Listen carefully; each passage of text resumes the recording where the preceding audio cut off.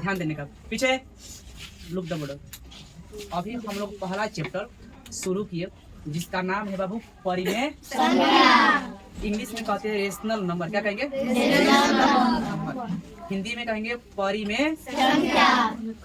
बात आता है कि बाबू बताए परिमेय संख्या कहते किसे? बात आएगा कि परिमेय संख्या कहते किसे? यहाँ पर देखिए लिखे वैसी संख्या जो P बटा Q के रूप में हो उसे परिमेय संख्या कहते हैं। कोई दिक्कत? लेकिन एक कंडीशन है यहाँ पर लिखे जहाँ Q बराबर नॉट इक्वल टू 0। इसको पढ़ेंगे नॉट इक्वल टू। क्या पढ़ेंगे? इसको पढ़ेंगे बराबर। ये Q ये बराबर आप काट दिए तो नहीं। किसके होने चाहिए? 0 के। यानी जो Q का वैल्यू होना चाहिए वो 0 के बराबर नहीं। इसका मतलब ये है कि Q बताइए तो ऊपर है कि नीचे, अंश में है कि हर में है जी? हर में है। और हर में शून्य नहीं होना चाहिए। यदि हर में शून्य हो तो परिमेय संख्या नहीं है। जैसे कोई भी संख्या ले लीजिए कि P बटा Q लिखने का मतलब कि भिन्न में कोई भी संख्या हो, बाटा में कोई भी संख्या हो, उसे हम लोग क्या कहेंगे? परिमेय संख्या कहेंगे। क्या कहेंगे? परिमेय संख्या। जैसे बहुत सारा वर्ड, जैसे 1/2, 3/4, 6/9, 22/7, 3 बहुत कुछ भी आपके मन में जो भी अंक आ जाए बटा में वो सब क्या है? परिमेय संख्या। शर्तें होना चाहिए कि बस ये नहीं होना चाहिए 3/0, ऐसा नहीं होना चाहिए क्योंकि Q का स्थान पर बताइए तो कितना क्या है? 0। और आपका क्वेश्चन में कहा है कि Q 0 के बराबर नहीं होना चाहिए। अगर ये 3/0 होता है यह परिमेय संख्या नहीं मानी जाती। यह परिमेय हो जाएगा। ठीक है? क्या हो जाएगा? कोई पूछेगा भैया 8/9 हो जाएगा? यस हो जाएगा। 6/3 हो जाएगा? हो जाएगा। 12/15 हो जाएगा? हो जाएगा। आपके मन में जो भी वर्ड आ रहे हैं अंक वो सब क्या हो जाएंगे? परिमेय संख्या हो जाएंगे। शर्ते बाटा में 0 नहीं होना चाहिए। बात समझ में आया? परिमेय संख्या से कहेंगे तो वैसी संख्या जो P बटा Q के रूप में हो उसे क्या कहेंगे? परिमेय संख्या कहते हैं जहाँ Q बराबर नॉट इक्वल टू 0 होना चाहिए। ठीक है? यहाँ पर एग्जांपल आप देख सकते हैं कि एग्जांपल बहुत सारा हो सकता है। ये जो क्वेश्चन है बहुत खाली आप लोग तो क्लास 7-8 में है ना, आप लोग तो मान के टॉपिक ये 8 वाला है तो इसमें बोर्ड में यह न जाने कितने बार सवाल को पूछा है। जो छपड़े थे ना एग्जाम देने के लिए 10वीं का, उसमें कितनी बार सवाल पूछा है कि 22/7 कैसी संख्या है? तो परिमेय संख्या कैसे है जी? परिमेय संख्या। ये हमेशा क्वेश्चन पूछते रहते हैं, दिमाग में इसको रखना। दूसरा परिभाषा आप ऐसे बोल सकते हैं परिमेय संख्या के कि वैसी संख्याएं जो रूट, इसको कहेंगे रूट। क्या पढ़ेंगे इसको? जो रूट के अंदर हो और उसका पूर्ण वर्गमूल क्या हो जाए? निकल जाए, उसे भी परिमेय संख्या ही कहते हैं। अब आप लोग को मन में आ रहा होगा कि ये पूर्ण वर्गमूल क्या होता है। तो पूर्ण वर्गमूल का मतलब वह अंक जिसका एक्यूरेट वर्गमूल हम लोग को याद है या हम लोग निकाल पाते हैं दशमलव में नहीं।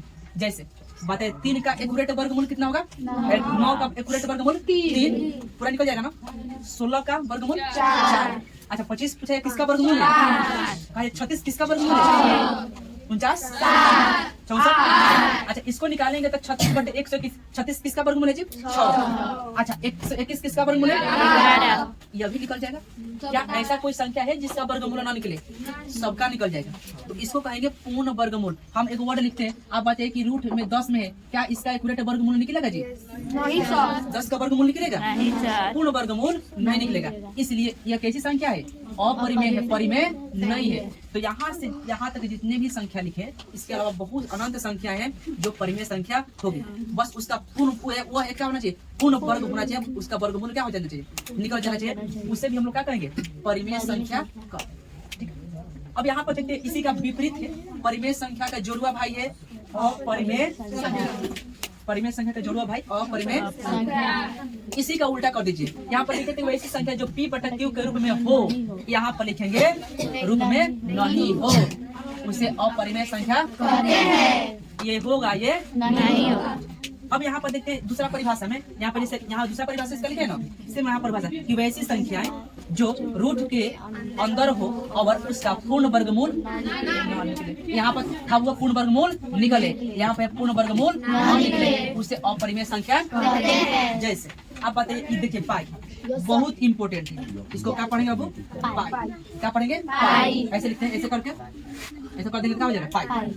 यहाँ पर ऐसे 2 पाई पार के ऐसे कर देंगे, इसको क्या पढ़ेंगे? पाई। और इसी का मान होता है 22/7। देखिए ना कहीं कहीं लिखे ना 22/7, यहाँ पे इसी का मान होता है 22/7। और इसी का दशमलव में निकालेंगे तो होगा 7 तिरिके 21 इतना होता है। जब इसको भाग देंगे तो 3.14 आएगा। तो तीनों वैल्यू हमेशा और हमेशा बोर्ड में पूछते रहता है, सवाल को सॉल्व करने में तीनों भूमिका बहुत निभाता है। ठीक है, अब देखिए वहीं पे एक मिनट। अब देखिए यहाँ से जो है हम लोग देख लिए कि वैसी संख्या जो रूट के अंदर हो और उसका पूर्ण वर्गमूल ना निकले, उसे भी क्या कहेंगे, अपरिमेय संख्या। यहाँ पर एक अलग पॉइंट आप देख सकते हैं। अच्छा एग्जांपल में देखिए, रूट 2 का वर्गमूल निकलेगा, 3 का निकलेगा, 4 का एक्यूरेट, इसमें से किसी का पूर्ण वर्गमूल नहीं निकलेगा, अतः यह अपरिमेय संख्या। यहाँ पर एक अंतिम पॉइंट यहाँ, जब परिमेय संख्या में अपरिमेय संख्या से भाग या गुणा किया जाए तो प्राप्त संख्या भी अपरिमेय संख्या, प्राप्त संख्या भी अपरिमेय संख्या कहते, प्राप्त संख्या अपरिमेय संख्या कहते। चलिए जैसे बताओ 2 कैसी संख्या है, परिमेय, ये कैसी संख्या है, अपरिमेय। जब भाग करेंगे तो पूछेंगे कि 2/√3 कैसी संख्या है, ये भी अपरिमेय। कहेंगे 3/√2 कैसी संख्या है, ये भी अपरिमेय। 6 + 2 बटा में रूट है ना, इसका वर्गमूल नहीं करते ना।